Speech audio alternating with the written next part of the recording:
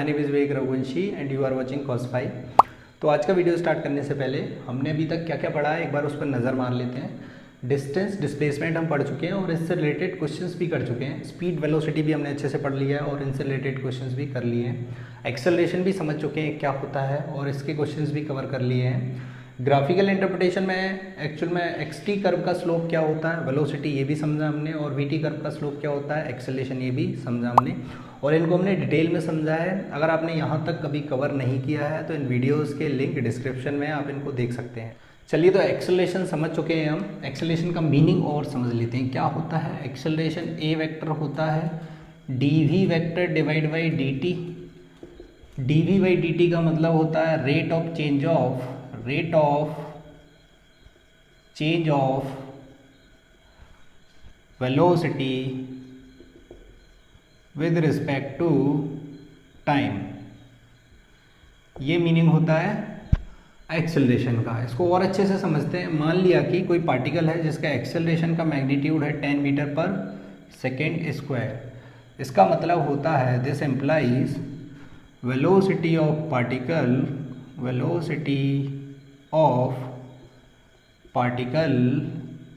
Will increase और decrease by 10 metre पर second in 1 second. Okay, means 1 second में velocity में जो चेंज आने वाला है वो कितना है, 10 मीटर पर सेकेंड। ये एक्सेलरेशन का मतलब होता है। Rate of change of velocity with respect to time means पर सेकेंड वेलोसिटी में कितना चेंज आ रहा है उसको हम बोलते हैं एक्सेलरेशन।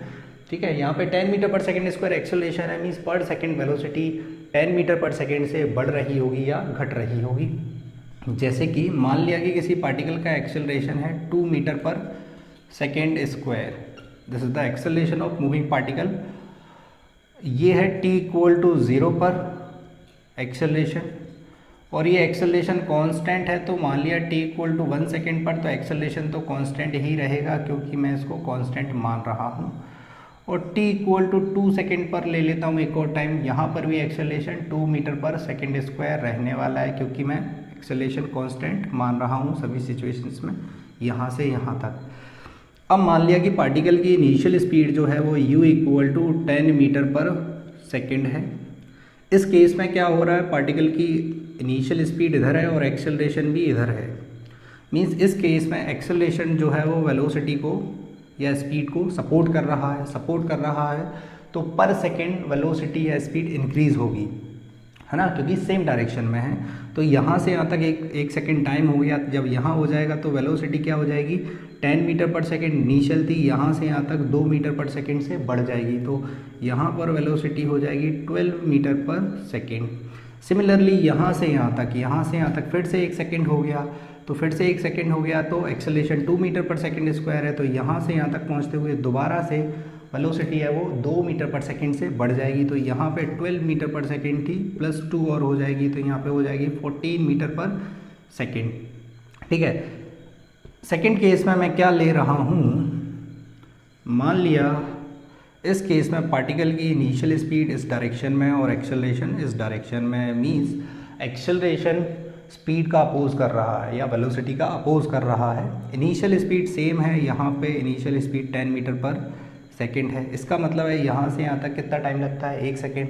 तो 1 सेकेंड में पहले एक्सेलरेशन स्पीड को बढ़ा रहा था कितना, 2 मीटर पर सेकेंड। अब क्या करेगा, 2 मीटर पर सेकेंड घटा देगा क्योंकि एक्सेलरेशन अपोज कर रहा है।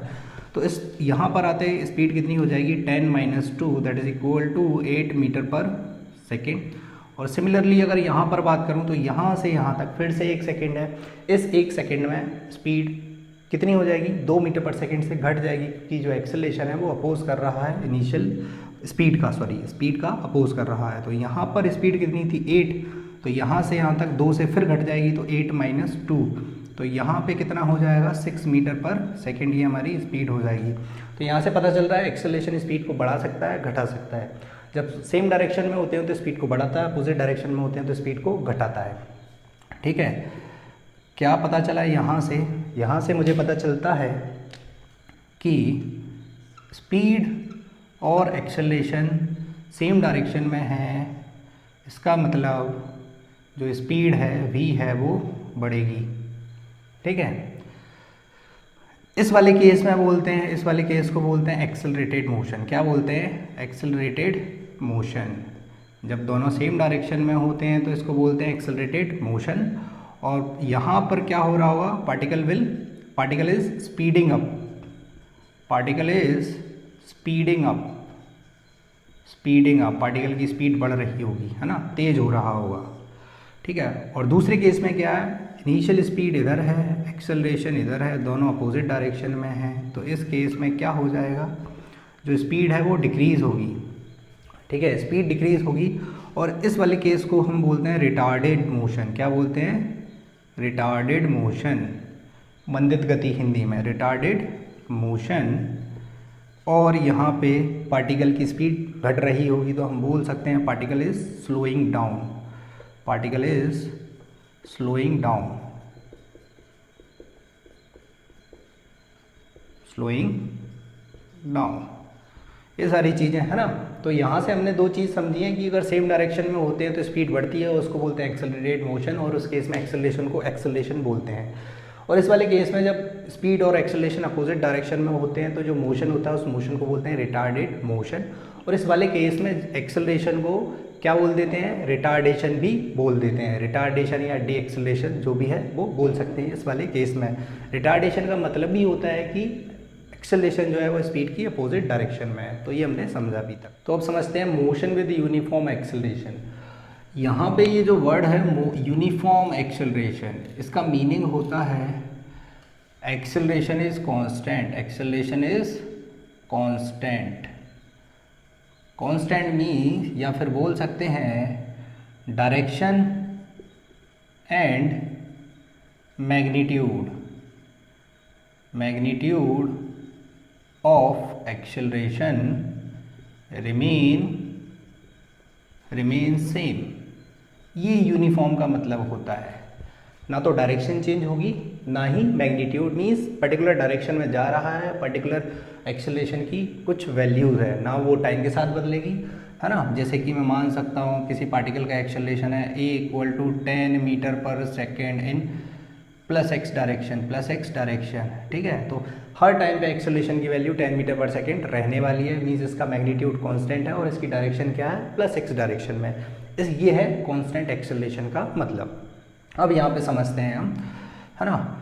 मोशन विद यूनिफॉर्म एक्सेलरेशन में यहाँ पर हम पढ़ने वाले हैं equation of motion, equation of motion. ये इक्वेशन ऑफ मोशन जितनी भी हैं ये कांस्टेंट एक्सेलरेशन के लिए वैलिड है। कब वैलिड है? Valid only for constant acceleration. क्यों कांस्टेंट एक्सेलरेशन के लिए वैलिड है ये अभी हम समझ लेंगे, ठीक है। तो मान लिया कि कोई पार्टिकल यहाँ से स्टार्ट करता है और इस डायरेक्शन में मूव कर रहा है, स्ट्रेट लाइन में मूव कर रहा है ना। अभी जो हम पढ़ रहे हैं वो पूरा मोशन इन स्ट्रेट लाइन पढ़ रहे हैं। तो पार्टिकल स्ट्रेट लाइन में मूव कर रहा है, t = 0 से स्टार्ट करता है। जब स्टार्ट करता है तो इसकी इनिशियल स्पीड है u वेक्टर, या इनिशियल वेलोसिटी है u वेक्टर। कितनी है? u vector. Finally t = t पर यहाँ पहुँच जाता है। जब यहाँ पहुँचता है तो इसकी फाइनल वेलोसिटी हो जाती है v वेक्टर। कितनी हो जाती है? v vector. जब यहाँ पर होता है तो इसका इनिशियल पोजीशन वेक्टर होता है r इनिशियल। जब यहाँ पहुँचता है तो इसका पोजीशन वेक्टर हो जाता है r फाइनल वेक्टर। ओके, इस पूरे मोशन में पार्टिकल का एक्सेलरेशन कांस्टेंट है, a वेक्टर = कांस्टेंट। यहाँ से यहाँ तक कांस्टेंट एक्सेलरेशन से मूव कर रहा है। ओके, तो यहाँ पे इस पर स्टार मार्क लगा लें कि ये जो एक्सेलरेशन है इसको मैं कांस्टेंट मान रहा हूँ। अच्छा, एक्सेलरेशन क्या होता है? Acceleration a vector = dv vector divide by dt vector, sorry dv by dt, dv vector divide by dt। यहाँ से क्या कर रहा हूँ मैं? dv vector = a vector dt, ऐसा कर रहा हूँ।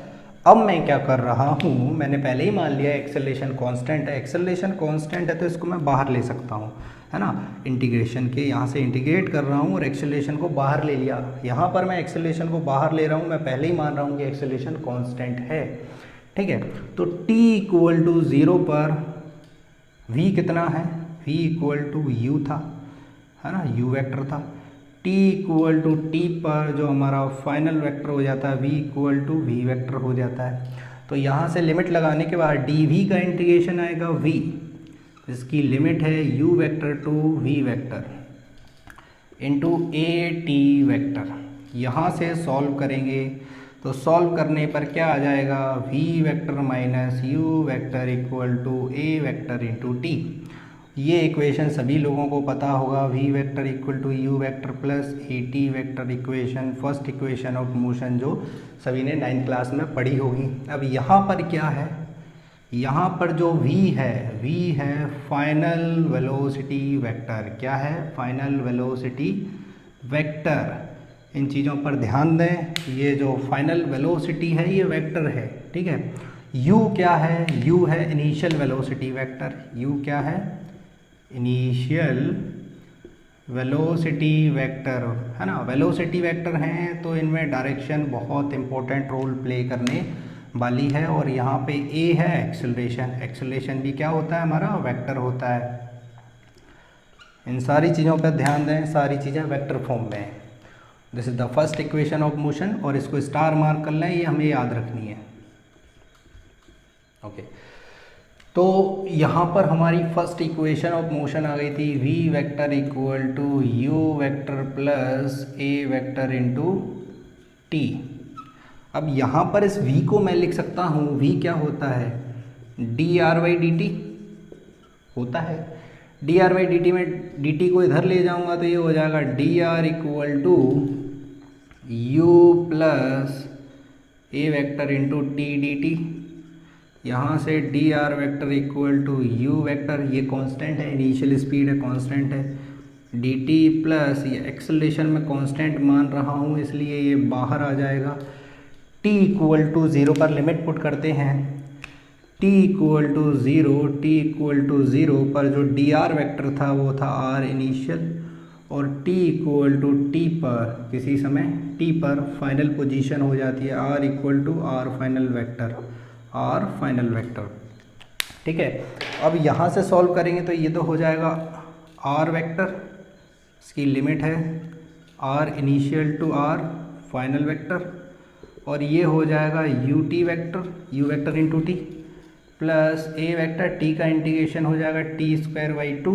यहाँ से सॉल्व करेंगे तो ये हो जाएगा r final minus r initial equal to u t plus half a vector into t square. अच्छा ये तो कुछ मुझे जाना पहचाना सा लग रहा है, इसको क्या बोलते हैं हम, r final minus r initial क्या होता है, ये तो डिस्प्लेसमेंट वेक्टर होता है, क्या होता है, एस वेक्टर।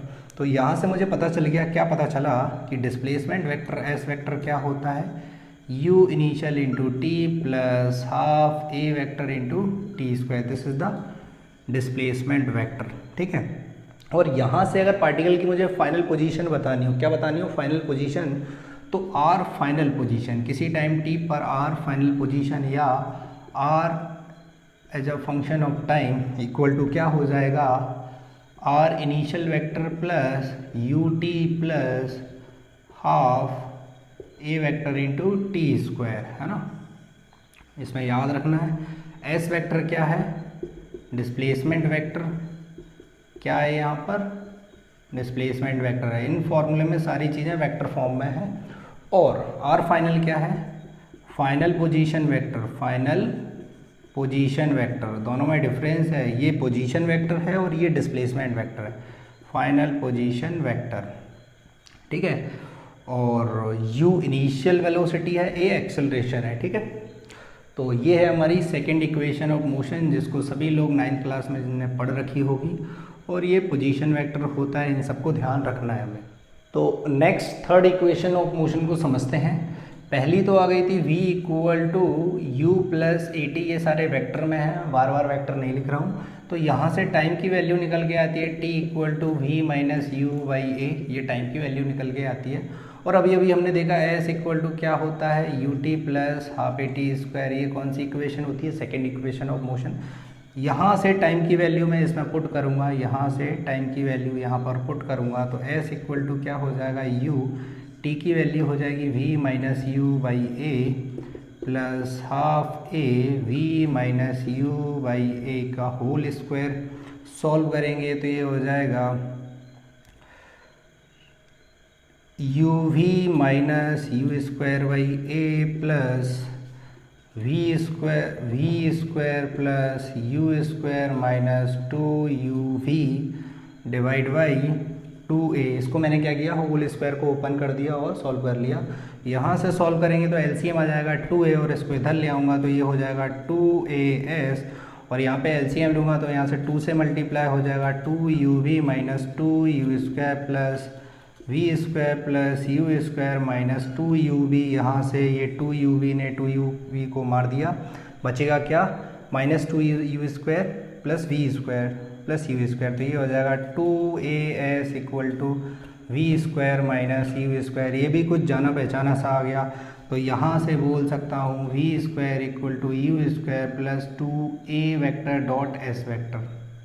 ठीक है, इस वाली इक्वेशन में ये क्या है, v है फाइनल स्पीड। क्या है, v यहाँ पर है फाइनल स्पीड, u क्या है, इनिशियल स्पीड, a क्या है, एक्सेलरेशन, a वेक्टर फॉर्म में एक्सेलरेशन है, और s क्या है, डिस्प्लेसमेंट। a डॉट एस लिखा हुआ है, डॉट प्रोडक्ट है यहाँ पे, s क्या है, डिस्प्लेसमेंट वेक्टर। ठीक है, ये हो गई हमारी थर्ड इक्वेशन ऑफ मोशन, इसको भी याद रखना है। यहाँ पर हमने एक इक्वेशन देखी v equal to u plus a t, यहाँ से टाइम की वैल्यू निकल के आ जाती है t equal to v minus u by a. ठीक है, और अगर मुझे एवरेज वेलोसिटी निकालनी हो, क्या निकालनी हो, एवरेज वेलोसिटी हो जाएगा v एवरेज। तो एवरेज वेलोसिटी क्या होगी, displacement upon time.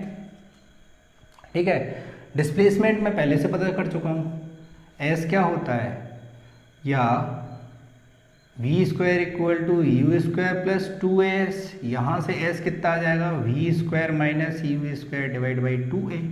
This is the value of displacement. इसको मैं यहाँ पुट कर सकता हूँ, तो यहाँ पे पुट करूँगा तो ये हो जाएगा v square minus u square divide by 2a upon time की वैल्यू कितनी है, v minus u divide by a से कैंसिल हो जाएगा। तो यहाँ से v एवरेज निकल के क्या आता है, इसको लिख सकता हूँ v minus u into v plus u, a square minus b square का whole square, a square minus b square को ओपन कर दिया है, divide by 2v minus u, ये कैंसिल हो गया। तो यहाँ से जो एवरेज वेलोसिटी निकल कर आती है वो क्या हो जाती है, v vector plus u vector divide by 2। This is the average velocity, है ना। लेकिन ये एवरेज वेलोसिटी कब है, जब हमारा एक्सेलरेशन कांस्टेंट है। अभी तक जितनी भी इक्वेशन ऑफ मोशन जो भी चीज़ पढ़ रहे हैं वो तब वैलिड है जब एक्सेलरेशन कांस्टेंट है, अदरवाइज वो वैलिड नहीं है। यहाँ से एक चीज़ और समझते हैं, डिस्प्लेसमेंट s इक्वल टू कितना है, s equal to v square minus u square divide by 2a। ठीक है, इस डिस्प्लेसमेंट को मैं ऐसे भी लिख सकता हूँ, v minus u into v plus u divide by 2a। ठीक है, यहाँ से कुछ दिख रहा होगा, है ना, यहाँ पर a लिख देता हूँ और यहाँ पर 2 लिख देता हूँ। ठीक है, तो ये कुछ दिख रहा होगा, ये क्या दिख रहा है, ये टाइम है और ये क्या है, ये एवरेज वेलोसिटी है। कहाँ से, यहाँ से। ठीक है, तो यहाँ से डिस्प्लेसमेंट वेक्टर आ जाएगा s equal to v average into ये वैल्यू क्या है, टाइम इंटू t।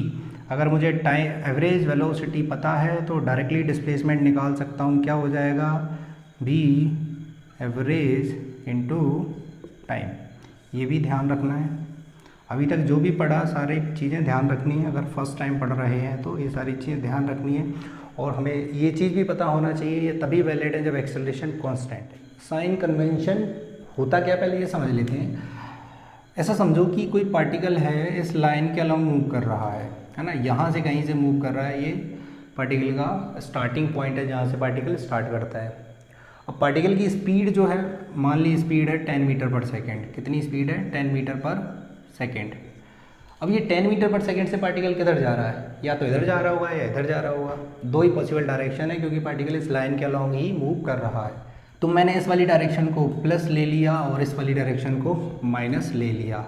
अब अगर मैं बोलूँ पार्टिकल की वेलोसिटी जो है वो velocity v vector equal to कितना है -10 मीटर पर सेकेंड। -10 मीटर पर सेकेंड है, इसका मतलब क्या है? इसका मतलब है, क्या मतलब है? इधर पॉइंट बना लेते हैं B और A। इसका मतलब है particle is moving with 10 metre पर सेकेंड टुवर्ड्स B और इन नेगेटिव डायरेक्शन, है ना। ये वाली डायरेक्शन को मैंने नेगेटिव लिया है तो नेगेटिव डायरेक्शन में बोल दूँ, ठीक है।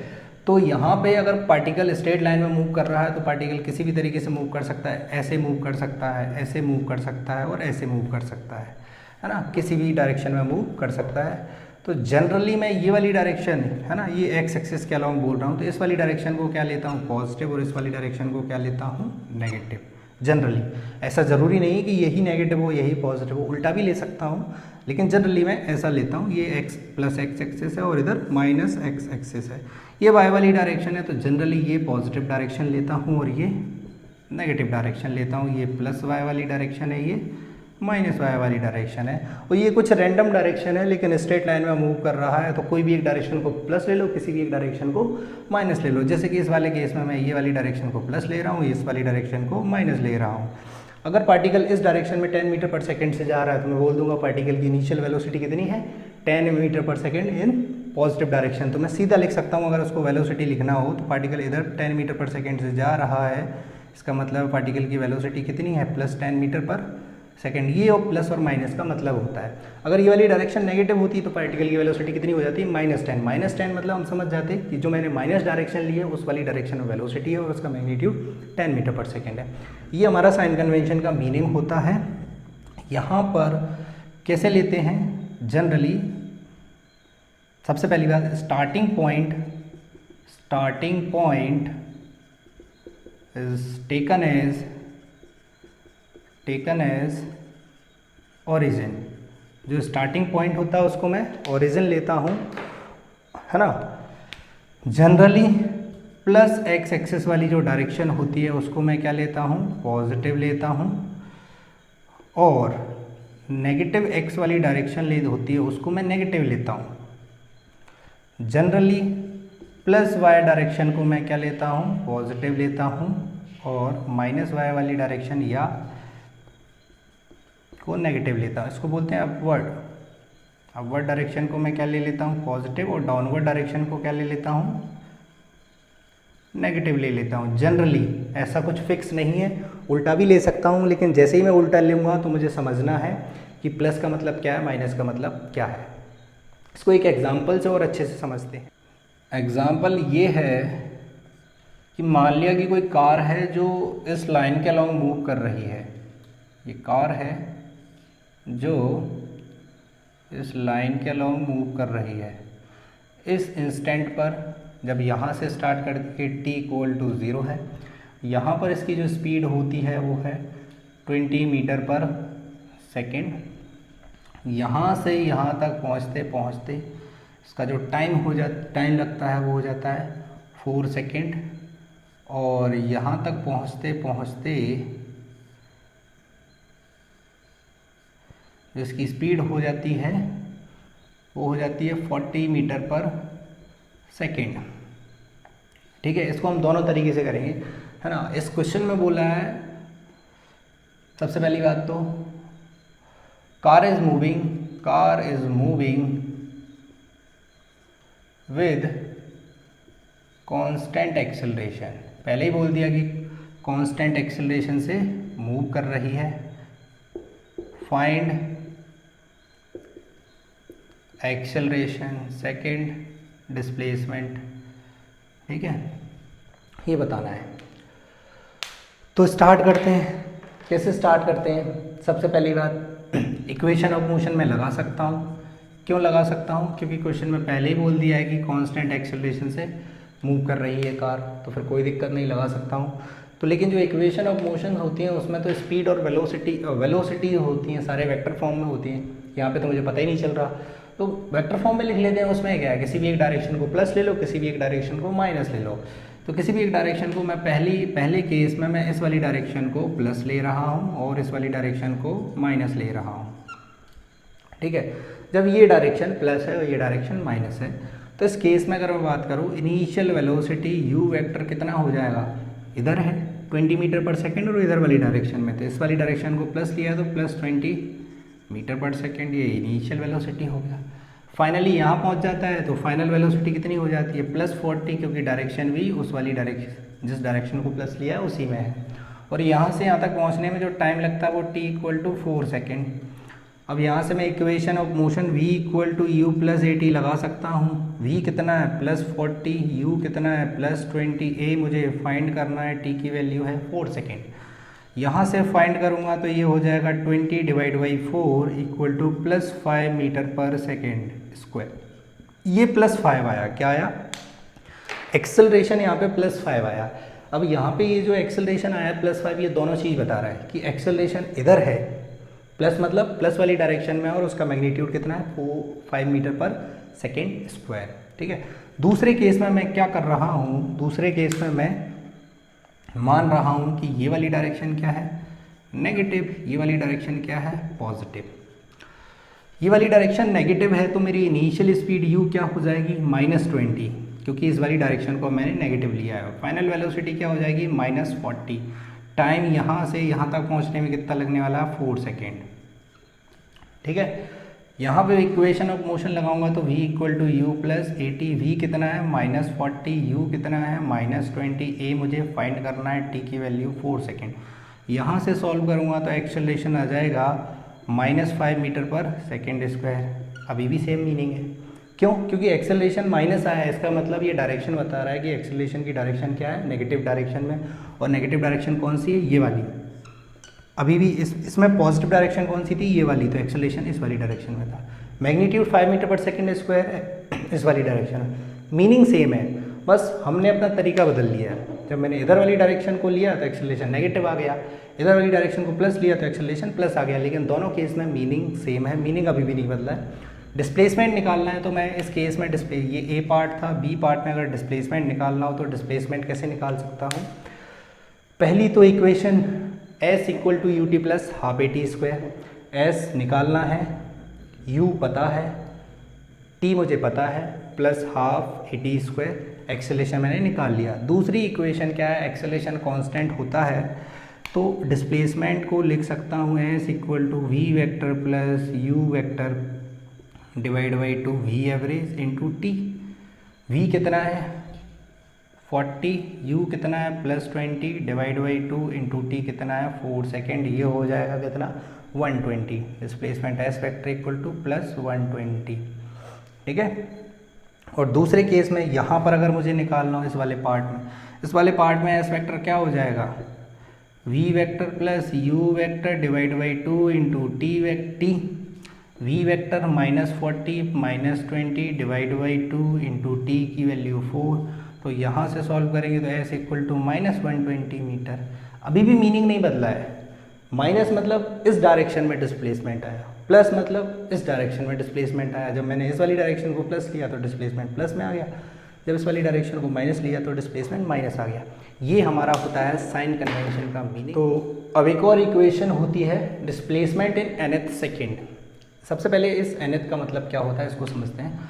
मान लिया कि पार्टिकल यहाँ से स्टार्ट कर रहा है, t = 0 टाइम है, यहाँ पर t = 0 टाइम है, और यहाँ पहुँचता है तो यहाँ पर टाइम हो जाता है t = n सेकेंड। कितना हो जाता है, n सेकेंड।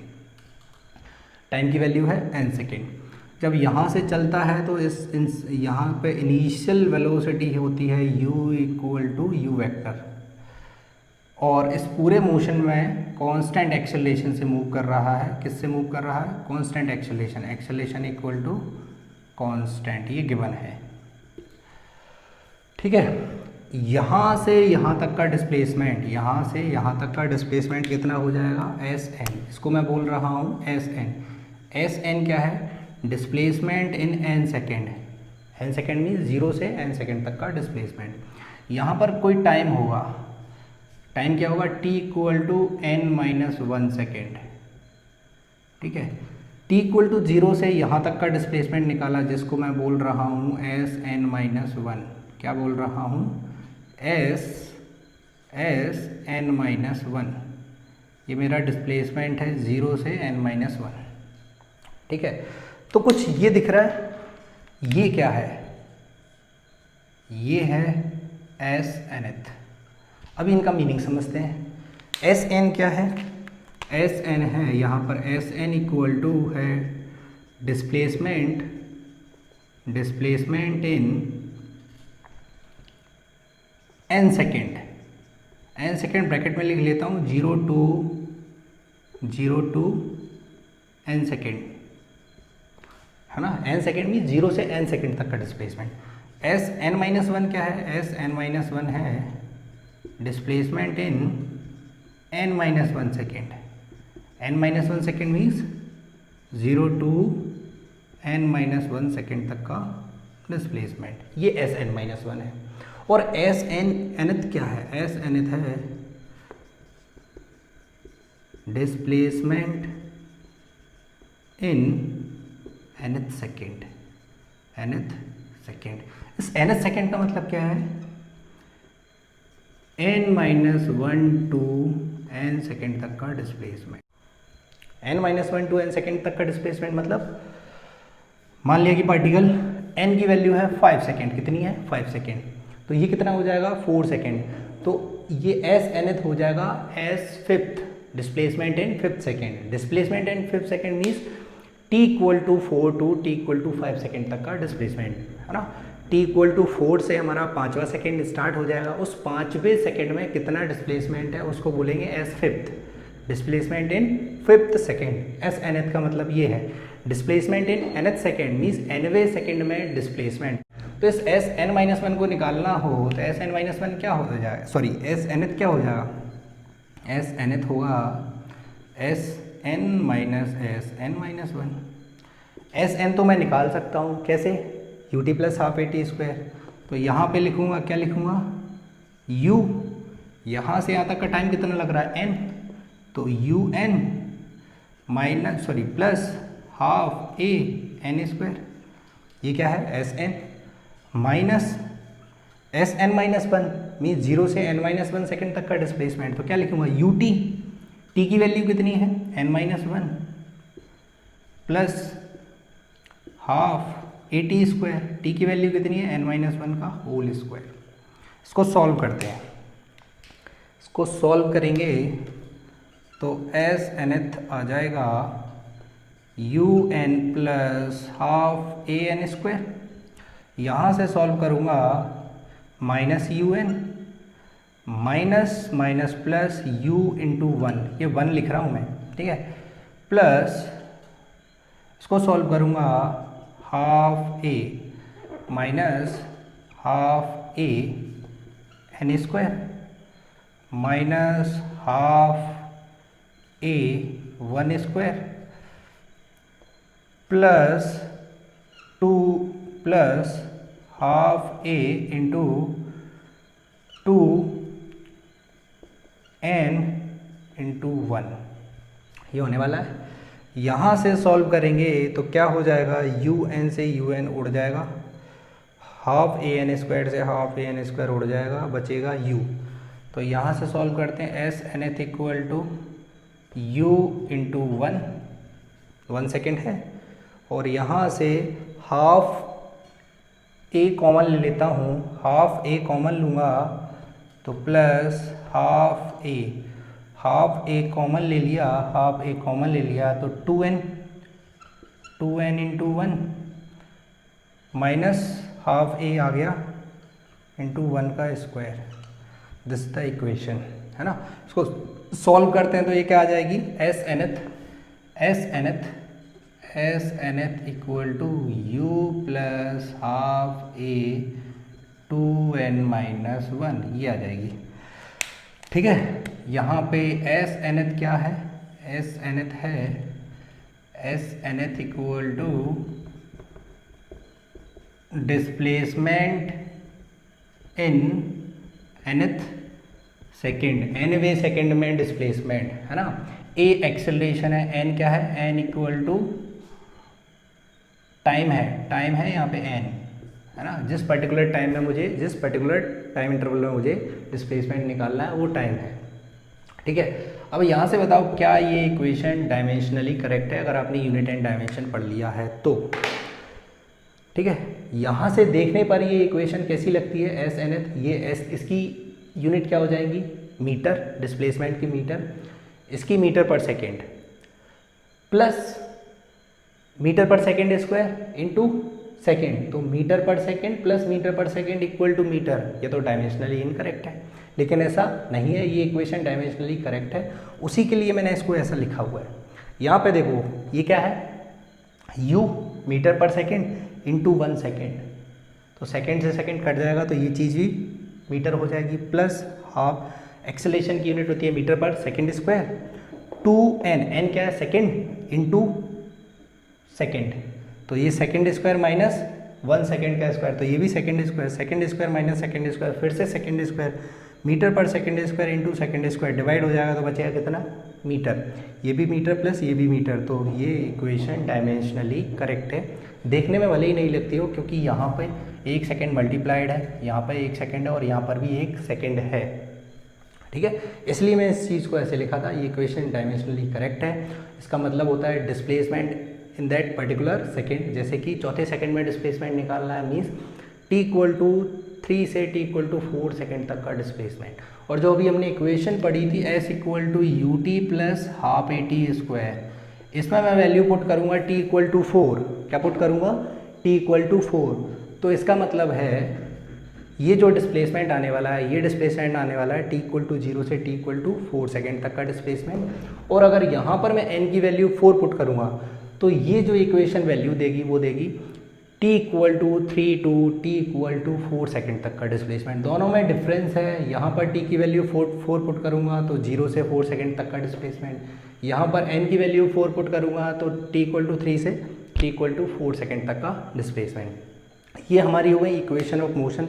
इनसे रिलेटेड क्वेश्चंस हम नेक्स्ट वीडियो में करने वाले हैं, बहुत इंपॉर्टेंट है, कैसे इन इक्वेशंस को अप्लाई करना है, ये सारी चीज़ें हम नेक्स्ट वीडियो में सीखेंगे। तब तक आप इनको अच्छे से रिवाइज करके रखिए।